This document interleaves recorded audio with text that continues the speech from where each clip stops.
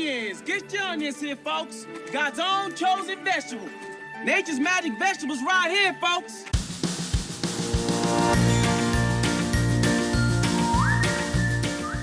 Hi there, and welcome to Baseball by Design. I am SportsLogos.net minor league baseball correspondent Paul Caputo, broadcasting live, as always, from the Sunday Helmet Hall of Fame in my basement in Fort Collins, Colorado.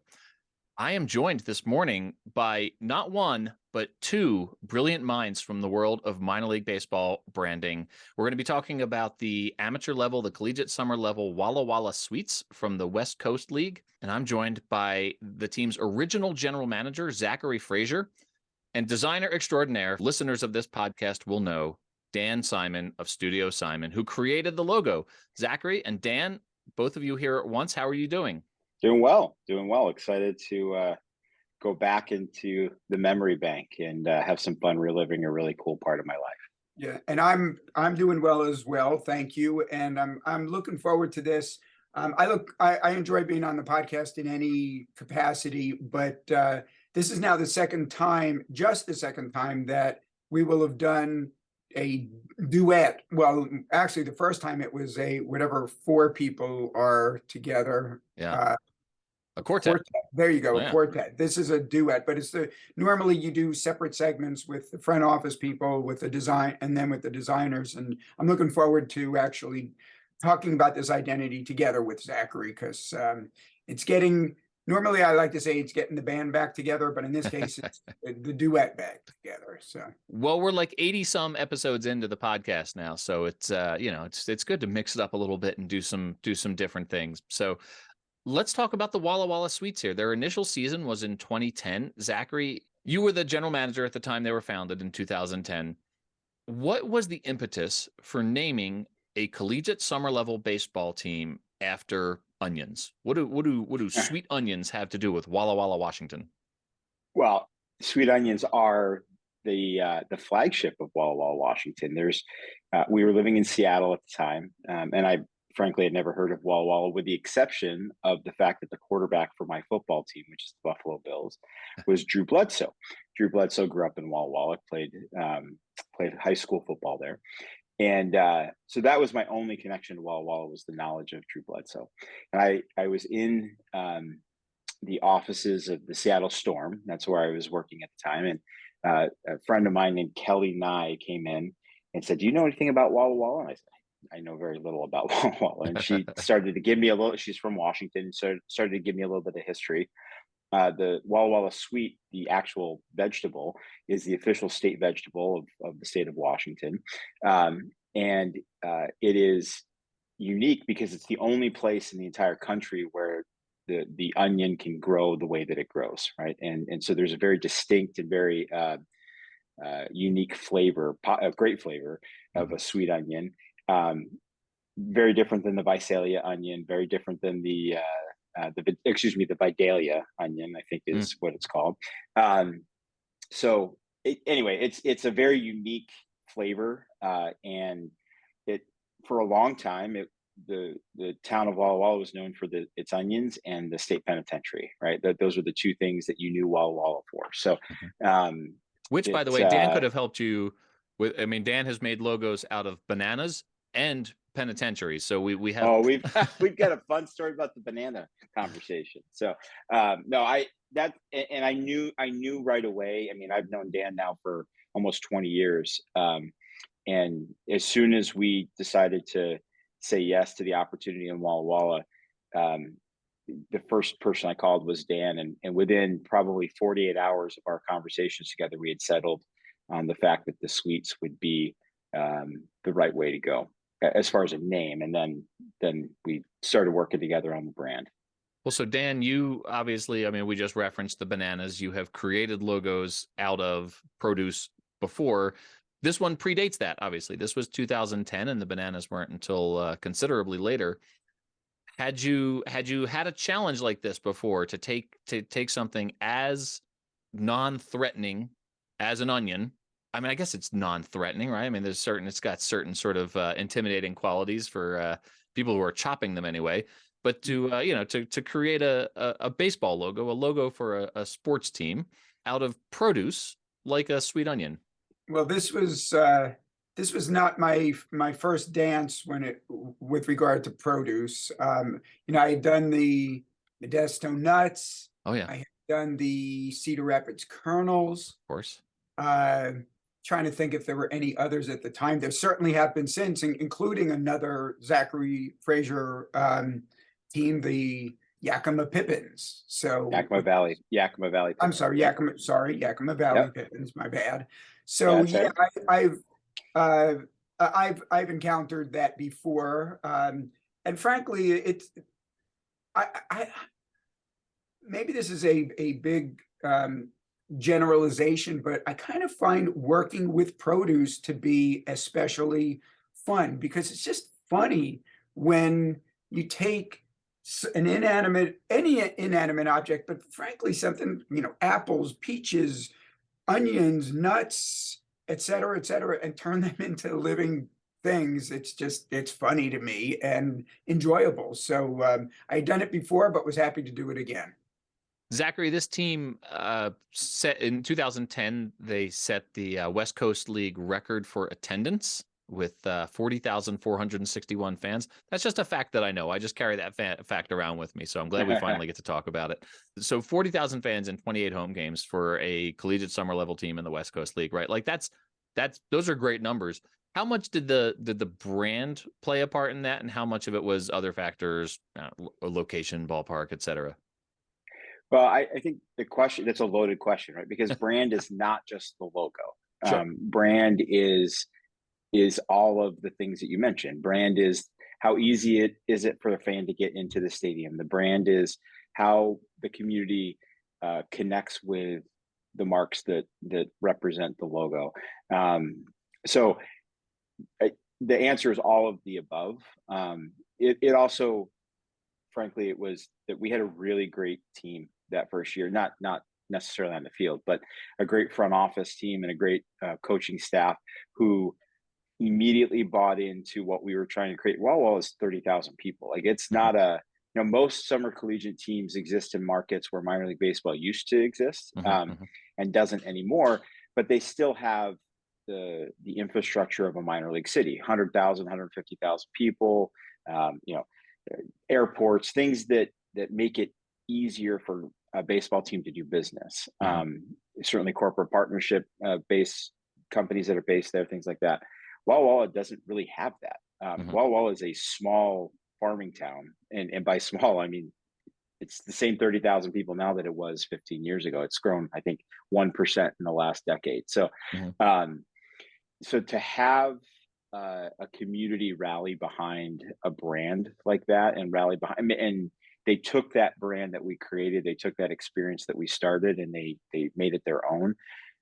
So I think the answer to your original question is it's all of the above. And then a front office staff that really hustled and knocked on a lot of doors and invited a lot of people to come into the ballpark that summer. So, well, and I'll stay with you, Zachary, on this one here. The at the time that this came out, we were knee deep in the the wacky era of minor league baseball logos, right? Like there was a lot of increasingly sort of goofy nicknames, and there was a war of escalation going on. I feel like that is still probably happening to this day, but it was mostly at the affiliated level, or at the very least the independent professional level. You didn't see a lot of collegiate summer level teams investing in working with a designer like Dan and investing in creating a really strong visual brand, a visual identity.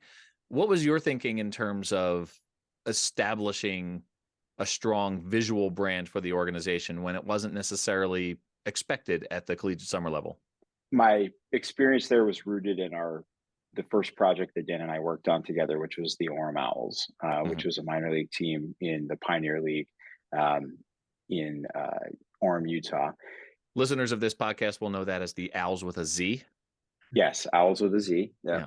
And I had the benefit of being one of the first GMs, the first co-GM with the Orem Owls back in 2005. And we had just gone through a rebrand. Previously in 2004, we had been the Provo Angels. I was the play-by-play broadcaster for the Angels.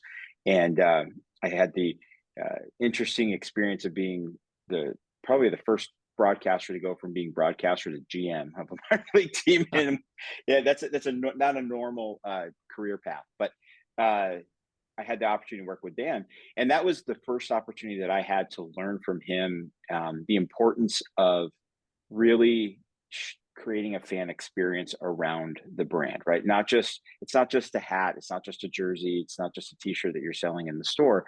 What is the story that we're telling? Whether it's keep in mind in 04, 05, we didn't really have websites. Like, websites were a thing, but they weren't what they are now. There's no such thing as a mobile app. There wasn't any of the digital kind of activations that we have now. So much of what the experience was going to be for the fan was walking up to the stadium. What did they first see? What did they first smell? What do they first hear? What is that first impression that they have when they're waiting in line to buy a ticket? What's the first impression they have when they go to use the bathroom? How comfortable is their seat? What's the sightline look like? And that doesn't typically apply to the art that is the logo, but he was the one that taught me that's all of that goes into the logo, right? He was the one that taught me about the O'Malley family walking Dodger Stadium and wanting it so clean that you could eat a hot dog if it fell on the ground, right? Like that type of experience being the product.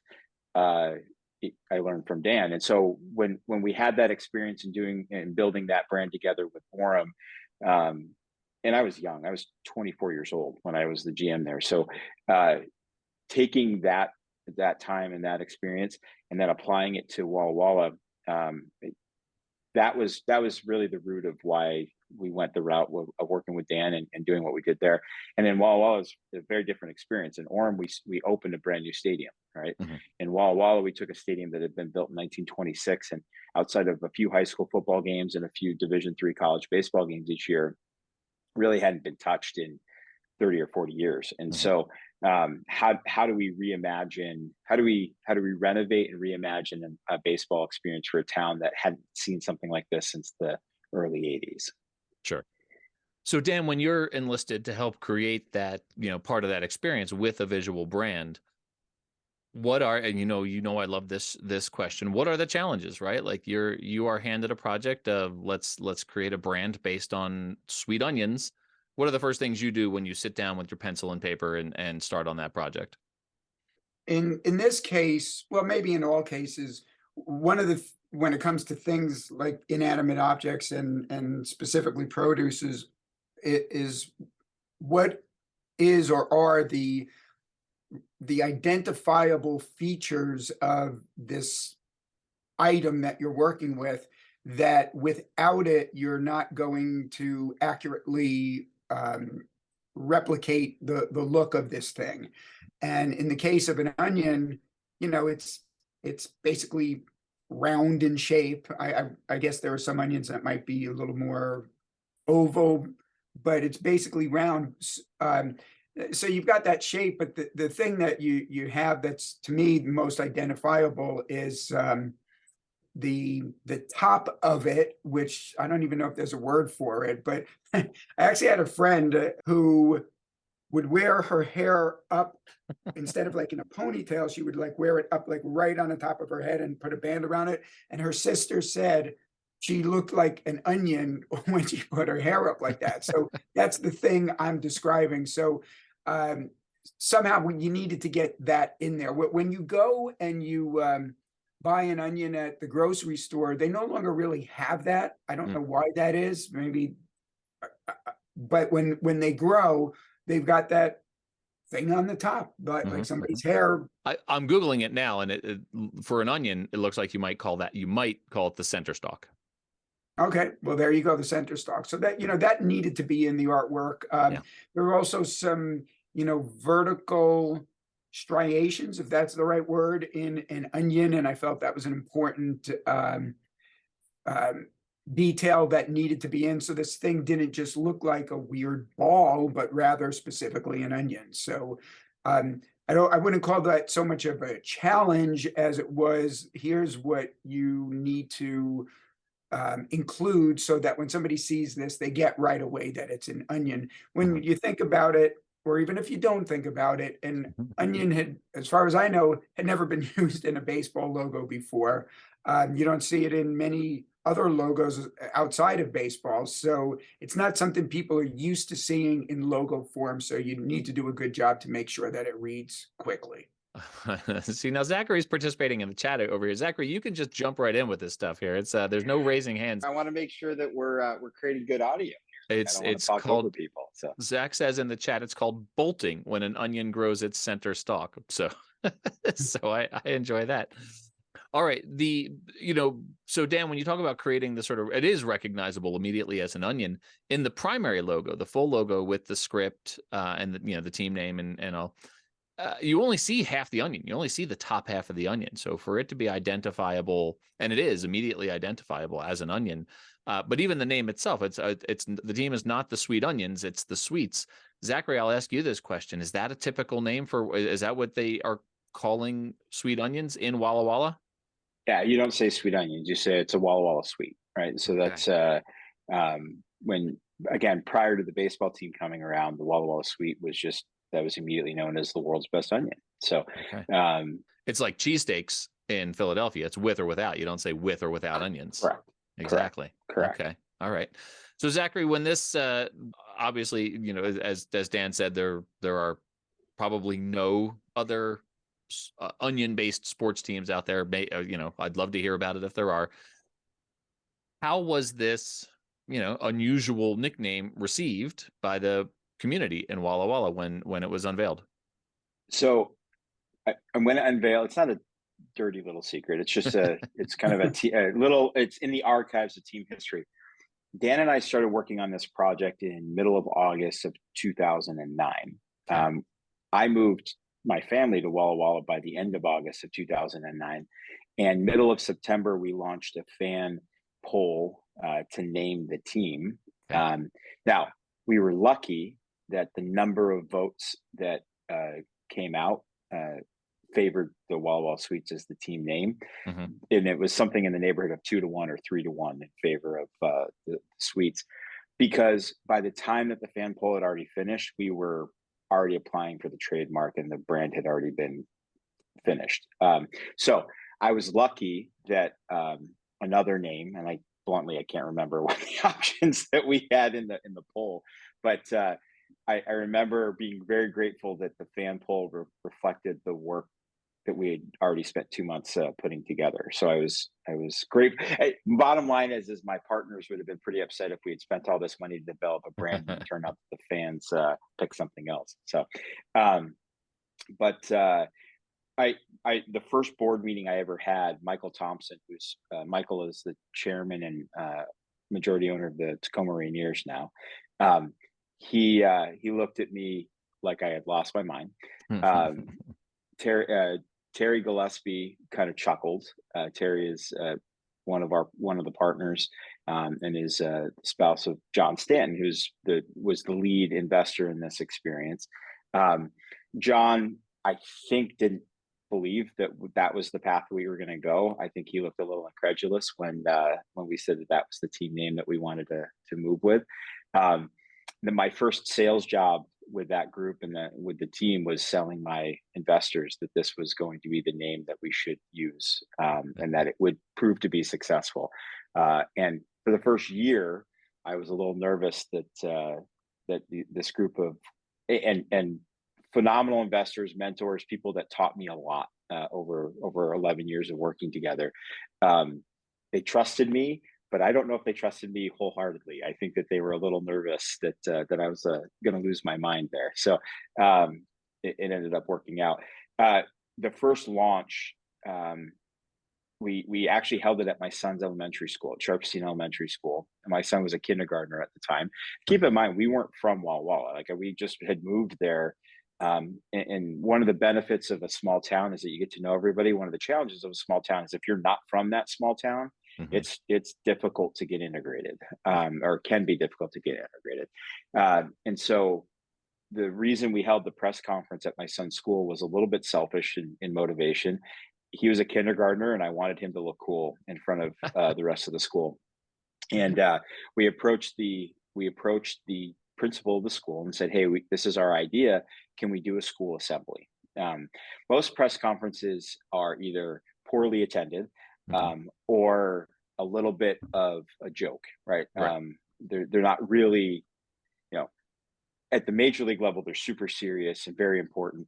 At the minor league level, they don't tend to deliver the way that we would hope that they would deliver. And part of that is because you might get one or two newspapers and maybe a TV camera to show up. So in this case, I said, well, what if we create a school assembly and have 400 or 500 kids there to welcome the team? And she agreed. I was surprised that she agreed, but she agreed.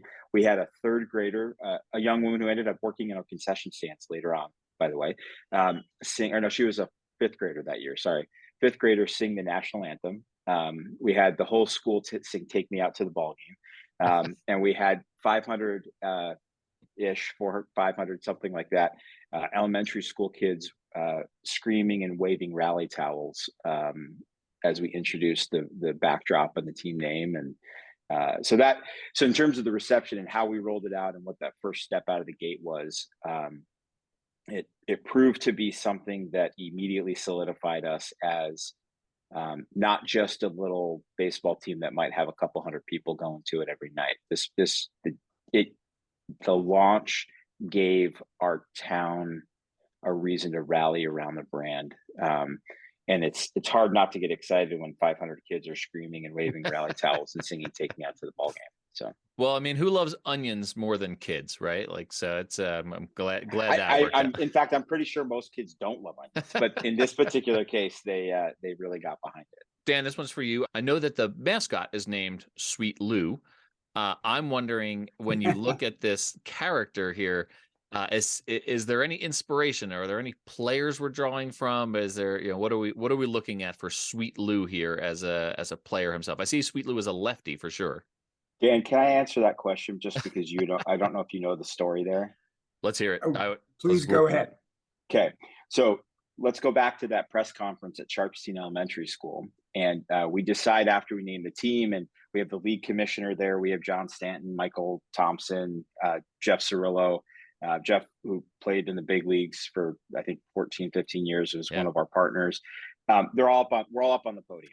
And after about 15 minutes of initial introduction, we decide we're going to open the floor up for questions from students. And so there's a mic set up, and this little kid comes walking up.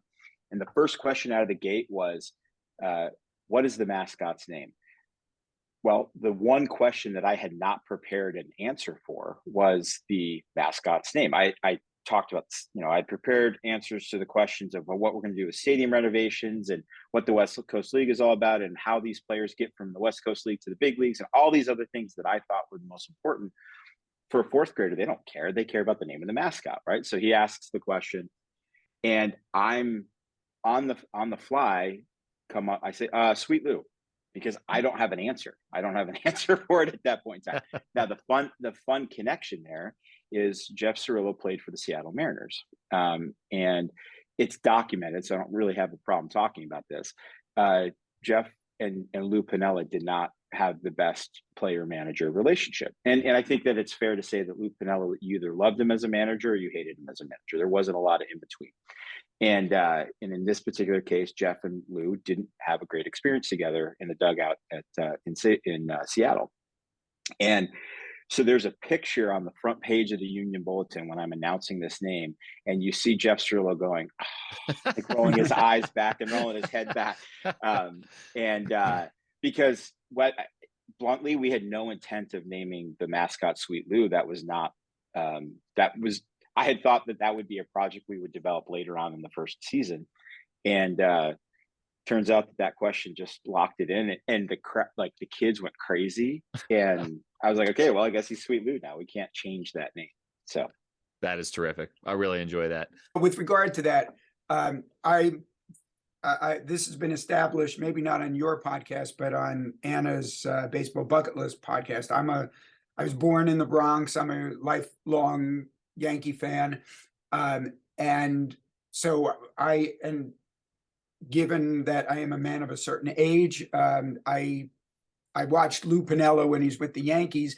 I also became when I was working with the Los Angeles Dodgers, I got to know a player named Lou Johnson, who was otherwise kind of a journeyman baseball player, but he played with several teams, the California Angels, Chicago Cubs, Cleveland Indians, Montreal Expos, but he also played for 3 years with the Dodgers. And even though he was probably a name that even a lot of baseball fans don't know, he shined in one of the World Series. I don't remember if it was, I think it was the 66 series, maybe 65. Sandy Koufax ended up winning the MVP award for that World Series, but it easily could have gone to Lou Johnson. That was he shined at the right time. And if you're named Lou in baseball, you're going to get the nickname Sweet Lou. Lou Piniella was known as Sweet Lou. All of us, all we Yankee fans called him that. Lou Johnson was Sweet Lou. So really, even though Zachary came off with that just off the top of his head, because he was he was put in a position where he had to come up with something and quick. It really is the natural solution to what are you going to call the mascot for the Walla Walla Sweets. Yeah. Dan, I may have to come to you for I have plans to start a religious themed dairy shop, which I'm going to call Sweet Baby Cheeses. And so I may need to come to you for a similar logo for Sweet Baby Cheeses. And then we may have to workshop my Christmas themed buffet that I'm going to start. Oh, come stuff your face full. So I'll be coming to you for some more food based logos, I think, in the near future. In the meantime, this has been so much fun. I really enjoyed having this conversation with both of you. We said before we started recording, it's been 13 years since you all had seen each other in person. And I realize that this is not in person, but it's been a long time. Almost 20 years in person. Wow. The last time I saw Dan in person was in 2006 at the Dallas winter meetings for professional baseball. So amazing. Yeah. Dan, did you eat any onions as part of your research for this logo? I love onions, and I love sweet onions. And I'm not just saying that because I work on I am a big fan of onions, raw, cooked, otherwise. I eat them regularly every week with what I cook for dinner. So I didn't need to get up to speed on onions when I did this logo. See, everyone thinks Anna DiTomaso's podcast Baseball Bucket List makes listeners cry, but I think now that this one is going to really make people cry. So Paul, let me interject here. Onions, sweet onions don't make people cry. That's one of the distinguishing qualities of a sweet onion versus a yellow or a white onion, is that the amount of water, and I think it's nitrate, that's in the onion makes it so sweet that you can eat it like an apple. And in fact, in our first 2 seasons, we had an on-field promotion where we had a ice bucket of apples and onions. And the reason apples, one of the largest apple orchards in the world is located in Walla Walla County, Brochi Orchard. So it's just outside. It's not on the postcards the way that onions are, but so we had this thing where you had to dunk your head in a bucket of water and pull out apples and onions. And Jim Capel, who was a columnist for ESPN at the time, decided to do a series on baseball in the Pacific Northwest. And the first story in that series was about the Walla Walla Sweets. And there's a picture of Jim dunking his head in the bucket. And as he comes out, he's pulling out an onion with his mouth. And he turns around, he takes a bite of the onion like he's eating an apple. So that's one of the cool things about a Walla Walla Sweet is it doesn't make you cry like a yellow or like a white onion. And in fact, it is so good that you can just take a bite out of it.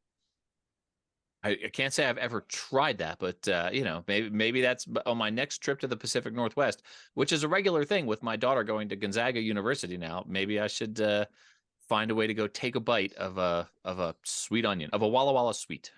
That's right. Make sure you get down there. So Spokane and Walla Walla are about 2 hours apart from one another. So it's a pretty easy drive through the Palouse to get there. So Dan, you look like you had something to say. Yeah, because it's been almost 14 years since we started working on this brand identity development. When I was coming up with when I was looking for a direction for the Studio Simon Stumper, I was doing some research to reacquaint myself with Walla Walla Sweet onions and everything behind them. And one of the things I learned, so I'm not an expert on this, but I have access to the internet. And one of the things that I learned is it's a lack of sulfur of all things that That's right. That is what makes for a sweet onion. It's the sulfur that adds that, I guess, acidity, it might be the right word, to an onion. And that's the more sulfur in an onion, like a regular white onion or a yellow onion, that's what makes you cry. And Walla Walla Sweets do have a lack of that. Maybe there's some in there, but a much lesser sulfur content. I know enough about onions to sound intelligent. Dan actually has the right information. So, well, now my head is spinning about the forthcoming Studio Simon Stumper later on in this episode. In the meantime, Zachary, thank you so much for being here. This was a total blast to feature this team. Where can people find you and or the sweets online? So sweets are still online at wallalawasweets.com. And they have a great store. Cody Miller is their GM. I think he's the 4th GM in team history. So great young man who started with us as an intern, I think in 2016, and has taken the torch after I left after the 2019 season, and has done a nice job. To give Cody some credit, he kept that thing afloat during the pandemic in a way that a lot of others probably would not have been able to. So make sure you check him out on wallalawasweets.com. We currently live in Central California. I work for Learfield, and we run the multimedia rights property for Fresno State and their athletic department. So you can find me on LinkedIn. You can find me at zacharybfraser.com. So there's a couple different ways you can get a hold of me. Zachary, thank you so much. This has been a blast. Dan, I'll talk to you in a few moments for Studio Simon Stumpers. See you in a little bit. Dan, it was great to see you. And Paul, thank you very much.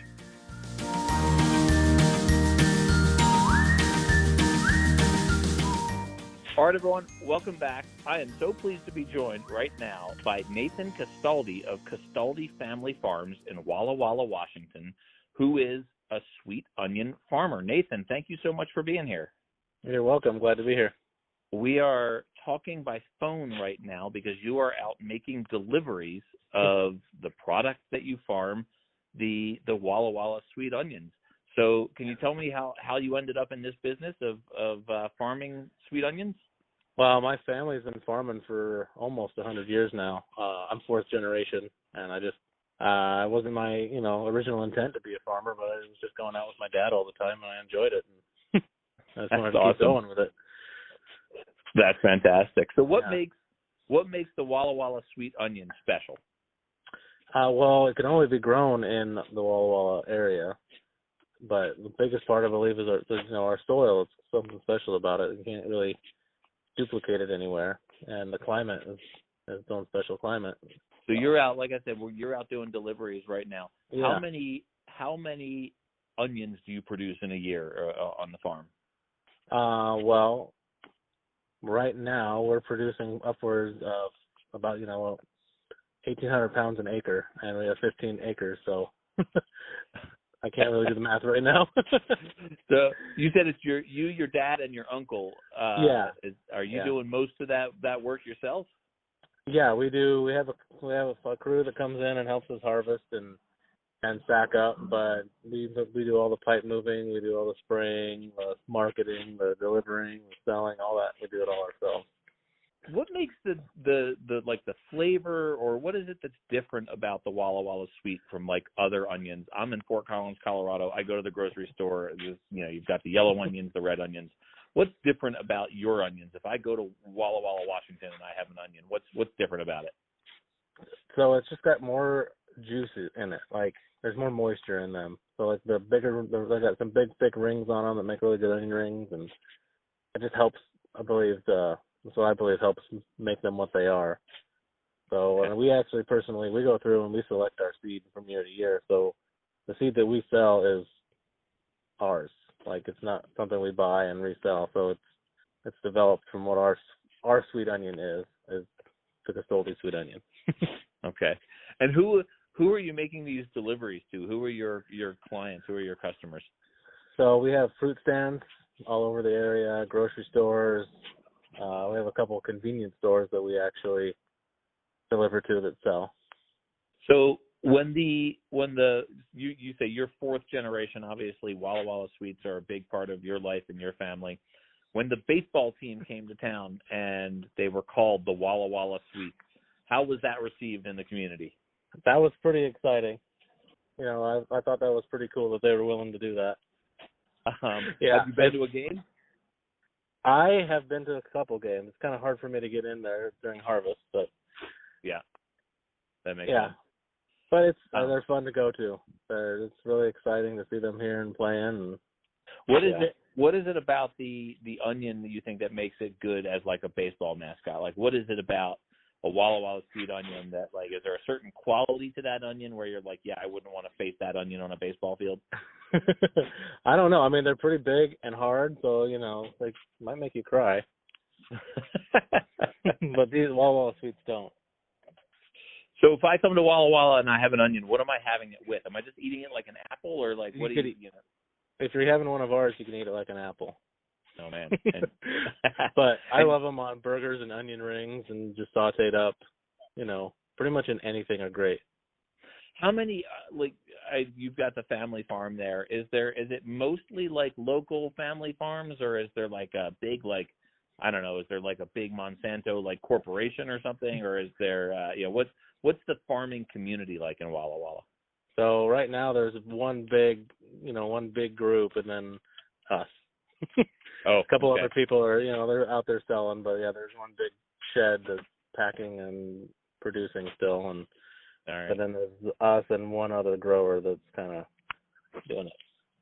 And so is there, in baseball, there's an off season. Do you guys have an off season? Is there a time when you're not just working from dawn till dusk, or when there's snow on the ground. Okay. Because we start actually selling. We sell the transplant sets to nurseries and people to plant in their own garden. Okay. We start selling them in February, and then we'll move into a Walla Walla Sweet salad onion, which is just an immature salad onion. Okay. An immature Walla Walla Sweet, and then we go into the regular sweets. So we're harvesting something from February to almost October. Okay. And then is there, do you grow anything else, or is it just exclusively onions? We grow some local, for some fresh produce for our local farmers market, some lettuce and radishes and beets and things like that. Hey, if you've been to the Walla Walla Sweets games, do they have? Can you get like an onion? Can you just get like an onion to nosh on while you're at a game? Can you get one of the concession stands? You can, but you should be able to. That's what I think too. Awesome, Nathan. This has been a lot of fun. I really appreciate this. I know that you're busy and you're out there making deliveries. I appreciate that you took the time to talk to me while you're doing that. I'm hoping to get to a game, and I'm going to come, visit the Castoldi Family Farms. Do you guys do tours and such? I will if you show up. Oh, there you go. That's perfect. Nathan, where can people find the Castoldi Family Farms online? It's CastoldiFamilyFarmsInfo.com. Perfect. We'll put it in the show notes. Nathan, thank you so much, and good luck with all your deliveries and with the rest of the season. All right, thank you. All right, take care. Bye.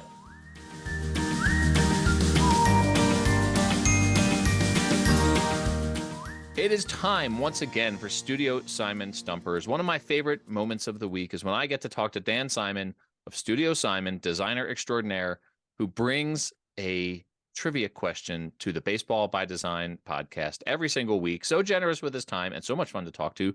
Dan Simon, great to see you. How are you? I am fantastic. Thank you. I just got back from a baseball road trip to two stadiums I had never been to before, PNC Park in Pittsburgh and your Fightin' Phil's at Citizens Bank Park in Philadelphia. So I've never been to PNC Park, It looks beautiful. I would love to get there. I like Pittsburgh very much as a city, and would like to go there. I'm curious to know though, what were your thoughts on Citizens Bank Park, which I've been to many, many, many times. Interestingly, I went into that with low expectations. My son, Casey, who I went to these ball games with, had been there before. And one of the things he did not like about it is that it is set in basically big parking lots. It's that stadium, the football stadium, and the, I guess, both hockey and basketball arena are all in the same area, right next to each other, surrounded by parking lots. Right. And now the good thing about that is lots of parking. Yeah. The bad thing about it is it doesn't have the charm of the downtown ballparks like PNC Park in Pittsburgh.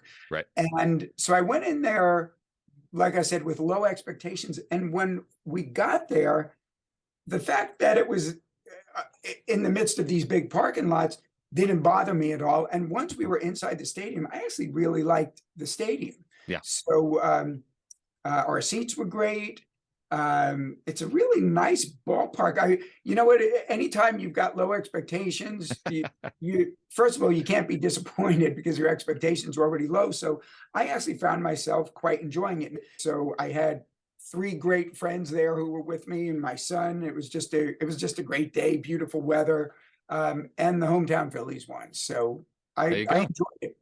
A baseball trip as a birthday gift is a great idea. And it just so happens that Baseball by Design's wildlife consultant, Ranger Amy Burnett, and I are celebrating the same landmark birthday this summer. And I think there's going to be some baseball travel around those celebrations as well. So, but we're not here to talk about my Phillies. I'm sure you and I will have a chance to chat about all the concessions that you had, maybe the soft pretzels that you bought in the parking lot, I hope. In the meantime, we are here to talk about the Walla Walla Sweets. You've already been on this episode. We've been chatting with Zachary Fraser about this team. And now it's time for you to bring your Studio Simon Stumper. I know you say you don't try to stump me on these, but let's see what you got. Let's see what you got all locked and loaded here. Yep. Being that they're called Studio Simon Stumpers, there's always a chance you're going to be stumped. So let's see how you do today. So the Walla Walla Sweets, an onion-themed identity. We're talking produce. So I looked through the list of current affiliated minor league teams, and much to my surprise, I found only 2 affiliated minor league teams that have a produce theme for their principal brand identity. There might be a number of alternate identities that might feature some produce, but as far as their principal identities, only 2. This isn't the stumper, but you want to get off the top of your head, can you name one or both of them? The affiliated team that has produce as a logo? Yeah.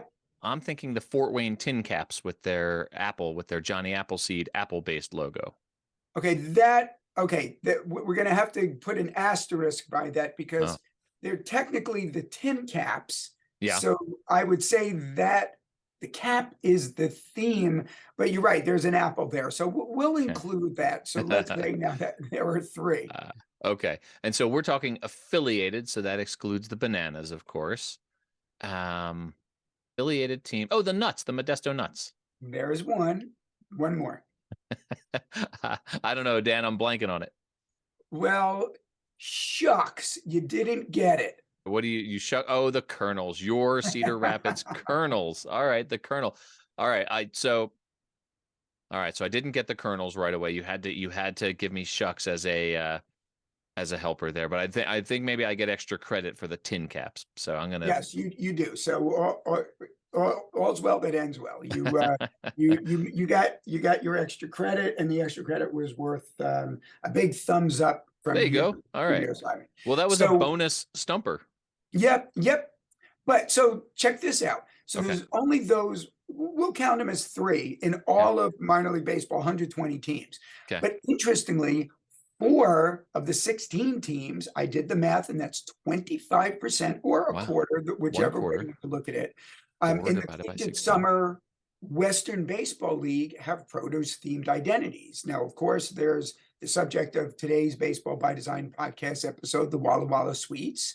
And in addition to that, there are and I'm not going to ask you to figure this out because it'll take too much time, but former episode, Portland Pickles. There's also the Wenatchee Apple Socks, speaking of apples. Okay. And perhaps a future Baseball by Design episode, the Yakima Valley Pippins, which are apples. I would like to feature the Pippins. I have a great Pippins hat that I picked up on National Hat Day a couple of years ago. Well, it was a wise purchase on your part, as far as I know. It's a great hat. I like that logo very much. And there used to be, not all that long ago, a fifth. So at one time, there were 5 produce identities in the Western Baseball League, and that was the Klamath and Klamath Falls Gems. Now, I might be pronouncing that incorrectly. It could be Klamath, but I think it's Klamath. But, think spelled like Namath, Joe Namath, so it could be Klamath. Could be Klamath. But listeners, get on Twitter and let Paul know how to pronounce that, please. I feel like Rob Nyer would know the answer to this question. We got to get Rob Nyer out here.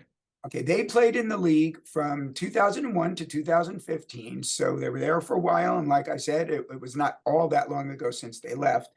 And that leads to our Studio Simon Stumper today, which asks, what type of produce is a gem? The Klamath Falls Gems. What is a gem? Is it A, an apple, B, an onion, or C, a potato? Apple, onion, potato. So what first popped into my head when you said the gems was potatoes. I'm going to say that if it were an onion, it would have probably come up already in our conversation. I know that apples in the Pacific Northwest are, obviously that's a major part of the produce that they produce. Should we say they're ubiquitous? They are ubiquitous there. Apple seems like it should be a real possibility, but it's not what I thought of. I thought of potatoes. And I know that there are also potatoes in that part of the continent. So I'm just going to go with my instincts on this one and say definitely not onions, because we would have brought it up already. And just a coin flip between apples and potatoes. My hunch, my instinct tells me potatoes. We have already established that more often than not, it's always best to stick with your first guess, your first instinct, and that held true today. Oof. You are correct. You are not stumped. You instead get a cigar. So it is indeed a potato, known as a netted gem, specifically, as opposed to just a gem. It's a netted gem. I have no idea what netted means. Klamath County or Klamath County, 7,000 acres in that county are devoted to potato farming. The netted gem was developed by Luther Burbank in 1874, and not coincidentally, it's sometimes referred to as a russet Burbank. So I guess it's a type of russet potato. It features shallow eyes and white flesh. It is unknown whether Luther Burbank did as well. And it is known for its superb baking characteristics and unmatched French fry quality. As a matter of fact, it is one of the potato varieties that McDonald's uses for their French fries. So there you have it. The Klamath Falls Gems is a potato. I grew up, as you know, in the Philadelphia area, as we've discussed many, many times. And when I would watch the local news, in particular, I have an association of being in Wildwood, New Jersey, at my grandmother's house, and we would have like the 12 o'clock news on, and the Channel 6 ABC. They had this gentleman come on, the green grocer, and he was like this guy who ran a vegetable stand, and he was just a regular on the local news. And the greengrocer would come on with his like thick Philly accent, and he would talk about some kind of like vegetable or produce or whatever was in season. And I feel like this episode of the podcast has been as close to a greengrocer episode as any I've done. So, Dan, this has been so much fun. Thanks very much, and we'll see you again next week. I'm looking forward to that. I hope you have a great week until then, and I will catch you later. Follow Dan on Instagram at Studio_Simon, and don't go looking for Dan on Twitter because he's not there. Not going to happen.